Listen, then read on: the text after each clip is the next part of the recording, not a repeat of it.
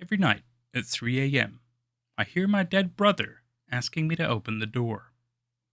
I haven't told anyone this. Not my family, not my friends. I'm not even sure why I'm writing it down here. I guess I just need someone to believe me. Or at least to read this before it happens again tonight. It's been exactly 1 year since my younger brother Elias died. He was 3 years younger than me, but always seemed older. Calmer, kinder, more grounded. While I was the loud one, the one who pushed boundaries, Elias was the type to read in silence, to smile without needing a reason. The cancer hit fast. Acute leukemia. The doctors didn't sugarcoat it. They gave us a few months, maybe. But in the end, it was barely 8 weeks. I spent most of that time with him. I helped him eat when he couldn't lift his arms, held his hand when he was too weak to speak, tried to joke around just to make him laugh. In the final hours, when he was barely there, he looked right at me. Not scared, not sad, just knowing. "Don't stay alone," he whispered. That was the last thing he ever said. After that, everything shut down. There was a flat line on the monitor, a few soft words from the nurse, and then nothing. The world just stopped. I didn't cry much, not at first. I think part of me refused to believe he was really gone. I disconnected from everything. Schools, friends, routines. I slept all day, stayed awake all night, barely ate. I thought maybe the silence would help me process it. Instead, it left space for something else. The first time I heard his voice again, it was around 3 a.m. I hadn't been asleep, just lying there, staring at the ceiling. The window cracked open to let in the late October wind. "Are you there?" It was faint, soft, coming from the hallway. I froze, not because I was afraid, but because I knew that voice. I got up, opened the door, turned on the lights. Nothing. Every door was locked, windows closed, no sound except my own heartbeat. The next night, it happened again. Same time, same voice. "Are you there?" I told myself it was a trick of memory, auditory hallucinations, lack of sleep. That made sense, right? But the voice kept coming back, every night at 3 a.m. sharp. And then the footsteps started. Soft, deliberate steps across the hallway floor, stopping just outside my bedroom. Never louder than a whisper, but impossible to ignore. Eventually, I started locking my door at night. I played white noise, music, anything. Sometimes I'd fall asleep with the podcast playing just to drown it out. But none of it worked. The sound always cut through. Always him. Then came the knocking. 3 soft taps. Then his voice. Closer now. "Please, open the door." It never sounded threatening. Not angry or vengeful. Just pleading. Almost sad. I told myself I wouldn't give in. I wasn't going to open the door. I wasn't going to play into whatever this was. Grief, trauma, madness. But it didn't stop. Then it got worse. I started finding things around the apartment. Objects I hadn't seen in years. Stuff I knew was in a box in the attic, sealed and forgotten. A small worn-out toy dinosaur on the windowsill. His favorite. The one he carried everywhere as a kid. A half-drunk Capri Sun on the kitchen table. Wild cherry. The exact flavor he used to beg Mom to buy. Each day something new. Each night, his voice. Like the past was leaking into the present. Or something was trying to lure me back. Last night, I found his old diary on my desk. It had gone with him to the hospital. I'd packed it in his bag.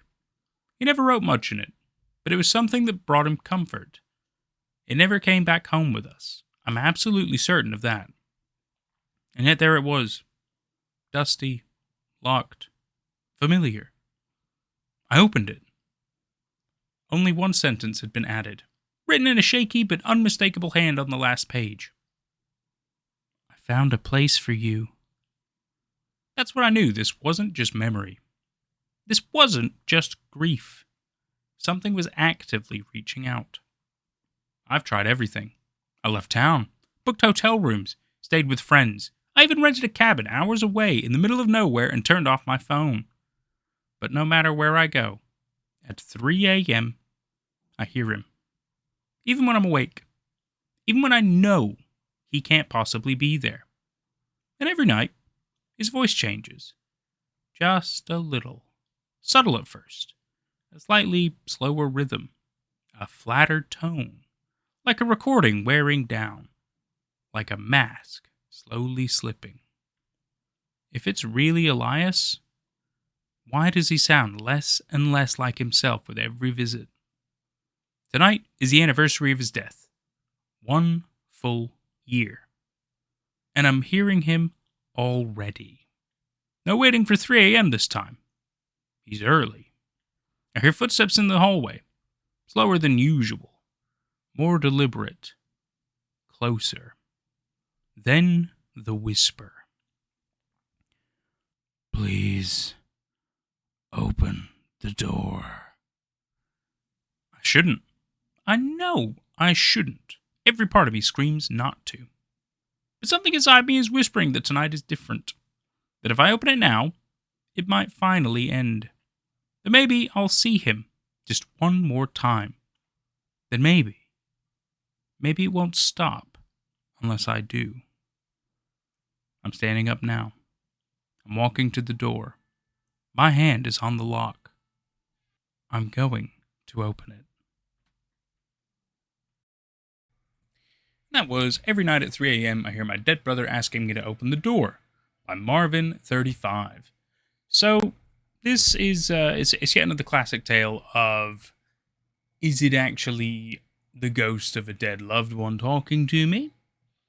And it's always entertaining to see those because it always opens up this whimsical idea of the fact that, like, whenever people have died, passed on, sometimes their spirit still lingers. Like with I think there's always these nice ones about, especially loved ones, like maybe a elderly grandmother or something like that. And it's like they still continue doing their certain routines, or maybe like you'll smell specific smells related to them inside their own house and things like that. There's all these little like things that make you feel like they would still be around. And in this case, with this story, it's about like how some of the things that Elias used to really like, Capri Sun, things like that, would appear in the house, making you think like, oh yes, it is Elias that's still here, which is great. I think it's whether you believe in that stuff or not, I think it's lovely. I think it's really sweet.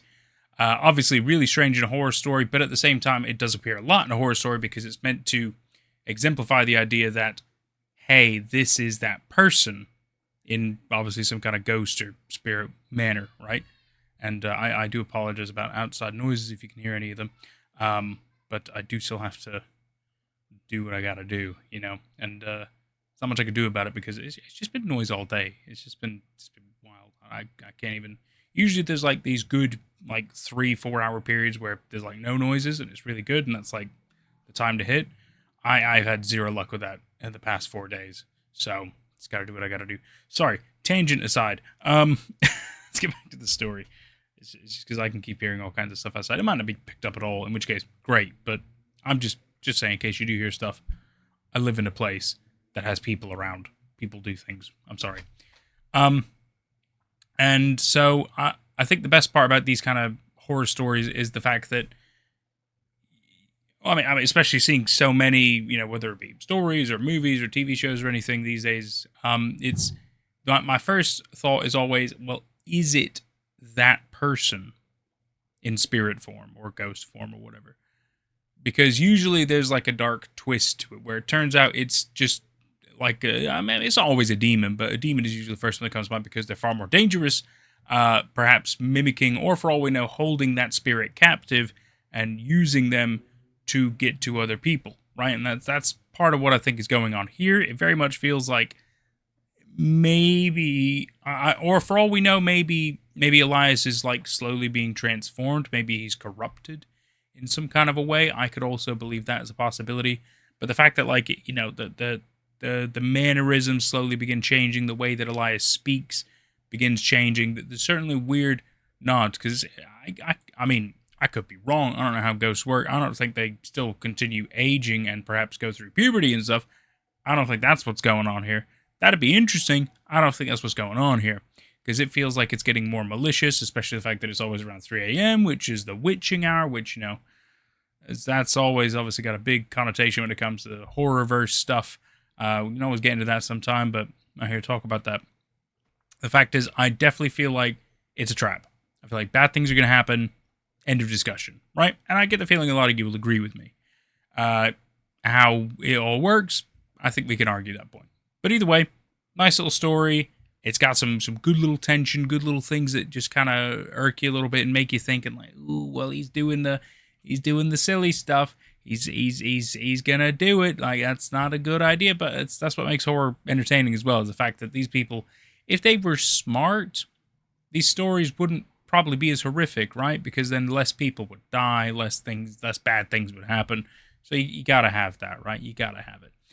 Things that this made me think about actually were an amount. I wouldn't say a massive amount, but it made me think of a movie, Ouija, Origin of Evil, from 2016, and basically, from what I remember correctly, it's like a widow. She's recently lost her husband. She's got like her kids and everything, and they're having obviously issues with monetary, financial problems. And I think if I remember right, it was either her dad or her husband's dad. It might have been her dad. I think it was her dad was rich when he was alive, but he's, I guess, hidden away money or something like that. And they end up consulting like help, and inevitably through a Ouija board, they're able to communicate to him. And conveniently, they do find where some money has been hidden, which makes it look like that he is the one helping them. And it's like, oh, that's amazing. They're going to sort out all the problems because they're talking to their dad, which obviously isn't the case, right? And that's why it's a horror movie. Things go wrong. Which, by the way, don't play around with Ouija boards. Really fucking dangerous stuff, all right? It also made me think of the 2009 film, The Uninvited, which I don't remember this one as well, but I do remember seeing it probably back in like 2011, if I remember right. There's I think it's like nightmares. There's like these nightmare messages from oh god, it's what is it? It takes place in like a somewhat mental hospital or psychiatric institution. Or no, she leaves it, doesn't she? She leaves it, but she doesn't remember. Oh, you know what? I really can't remember all the details, but I do remember. I do remember the fact that there's these nightmares, these night like dream messages, if you will, which make it look like she's being talked to by her mother. Obviously not the case. God, I'm gonna have to rewatch that movie. I can't believe I don't remember all of it. But I think the one that it really makes me think of I'm so sorry if you can hear all that. I'll just so they go. You might not hear any of this unless I'm speaking. I think it doesn't get picked up unless I'm talking, because that's how the settings are with this. It tries to pick up voices. But doing a lot of work out there. It's been a real pain in the ass for recording. The one that it really makes me think of a lot is The Sixth Sense. Funnily enough, really good movie if you haven't seen it, from the 90s. But it's this. I mean, I don't want to spoil how it all goes, but basically, it's got to do with a child psychologist, and he picks up an interesting new client, who some people were trying to say that the child has like schizophrenia or something like that, because he makes it sound like he's talking to people. But nobody else sees anybody he's talking to. They think it's all in his head, which is why they claim schizophrenia. But I think listening to one of the tapes, Bruce Willis is the child psychologist, and he hears that there is indeed another voice that the child is talking to, and so he decides to take on the case, and they go through this whole interesting development where you find out that the child can see dead people, and that's as far as I'm going to go when it comes to that. So it's a really great story. Really, it's a fun film. It's a really fun film. It's got a level of scare, but it's definitely more like a psychological thriller, I would say. The movie was good, really good. Yeah, which so I think for what we read to make me think of Sixth Sense, I think it's pretty solid in my opinion. This has been it's been a nice one. Let me know down in the comments below what it made you think of. I'm really curious. I want to hear from you. I want to hear your comments, your ideas, and everything like that. Thank you yet again, Marvin35, for this opportunity. It's always fantastic readings with great stories, and this is certainly another one of them. Yeah, you might not have heard that, so just constant random sawing. Anyway, I've been Nate and I've had a fantastic time, and I sure hope you have too. See you for the next one. Shout out to these cool peeps. Seriously, we wouldn't have got this far without them. You're all amazing. I love you all so much. Honestly, it's tremendous work you do. Supporting the channel, keeping us afloat. Amazing. Absolutely amazing. You too could become a cool peep for just $1 a month. What that's going to get you is 2 weeks early access to future videos. It's also going to get you exclusive members-only content. And there might be extra goodies coming along the way. What can I say? I'm just charitable like that. You can also show your support by tipping through either Super Chats, Super Thanks, both on YouTube, or through my streamlabs.com URL, which will be in the description of future videos below. Cheers for now, guys.